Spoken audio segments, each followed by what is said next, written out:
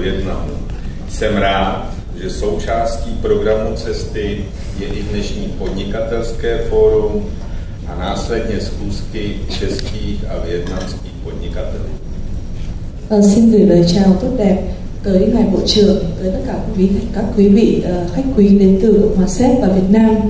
Thay mặt cho lãnh đạo của Liên đoàn Công nghiệp và Giao thông Cộng hòa Séc, chúng tôi xin được nhiệt liệt chào đón các quý vị. Chúng tôi là cơ quan tổ chức các cuộc viếng thăm của các phái đoàn doanh nghiệp, tháp tùng các đại biểu cấp cao của Cộng hòa Séc đi Việt Nam và các nước, và chúng tôi cũng đã là cơ quan để chuẩn bị một phái đoàn doanh nghiệp tháp tùng ngài Bộ trưởng Ngoại giao Zhao Raleigh trong cuộc thăm chính thức của ngài sang Việt Nam lần này. Dovolte mi v souvislosti s dnešní akcí zmínit několik skutečností. Důvod, proč jsme v tuto chvíli zde, je výrazněji podpořit vzájemný obchod obou zemí, jehož potenciál by mohl být ještě výrazněji využit. Přes sílící konkurenci ze zemí regionu jihovýchodní Asie je Vietnam pro nás velice zajímavý a důležitý obchodní partner. Obrat vzájemného obchodu, jak jsme již dvakrát slyšeli, a je ne tak velký, jak bychom si představovali, nicméně rok od roku roste. Bilance je však, jak jsme rovněž slyšeli, stále v neprospěch České republiky. Trong cái bài phát biểu của mình thì tôi có một số điểm muốn nhấn mạnh với quý vị. Tại sao chúng tôi lại có mặt ở đây hôm nay? Đó là vì chúng tôi muốn tăng cường cái kim ngạch thương mại giữa hai đất nước chúng ta. Việt Nam là một nước ở phía Đông Nam châu Á, và trong một cái sự cạnh tranh kinh tế hết sức khốc liệt thì đối với chúng tôi Việt Nam vẫn là một thị trường hết sức là tiềm năng. Cùng với những cái năng lực có sẵn của hai nước chúng ta thì chúng tôi hy vọng rằng là trong thời gian tới cái sự hợp tác kinh tế giữa hai nước chúng ta sẽ đạt những con số cao hơn và cân bằng hơn đối với Cộng hòa Séc.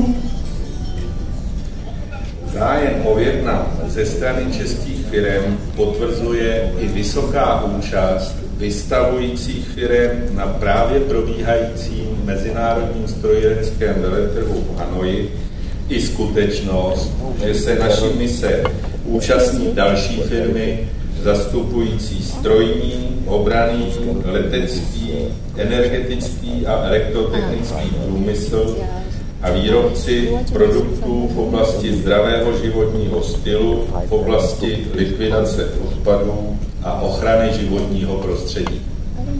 Cái sự quan tâm của các công ty Cộng hòa Séc đối với thị trường Việt Nam được thể hiện là đã có rất là nhiều công ty hiện nay đang có gian hàng triển lãm ở triển lãm quốc tế về các máy móc trang thiết bị tại Hà Nội, và trong phái đoàn của chúng tôi tháp tùng ngài Bộ trưởng đến Việt Nam hôm nay thì cũng có rất là nhiều công ty đại diện cho các lĩnh vực như là năng lượng, như là ngành công nghệ quốc phòng, như ngành công nghiệp ô tô, công nghiệp máy bay, rồi là về công nghiệp dược phẩm, vân vân và vân vân.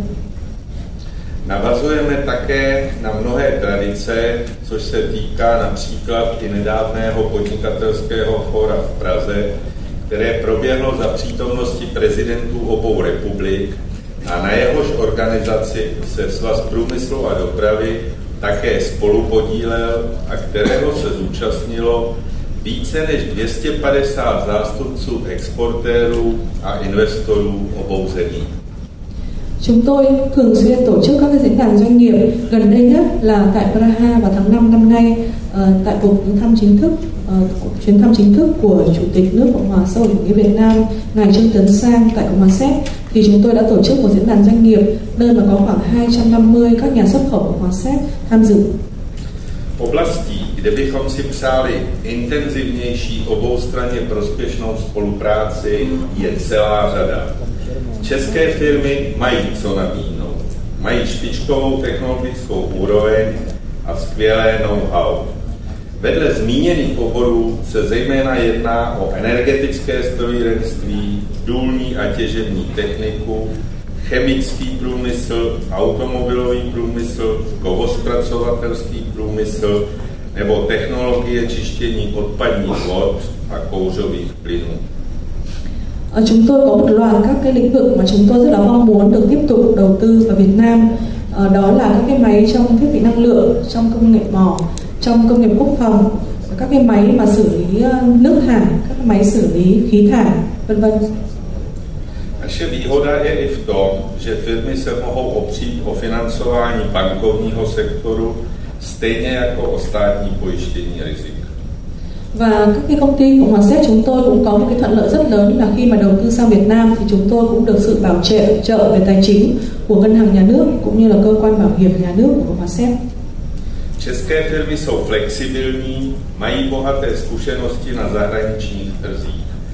Další výhodou našich podnikatelů je také to, že dokáží vnímat a reagovat na kulturu a historické souvislosti života jednotlivých národů.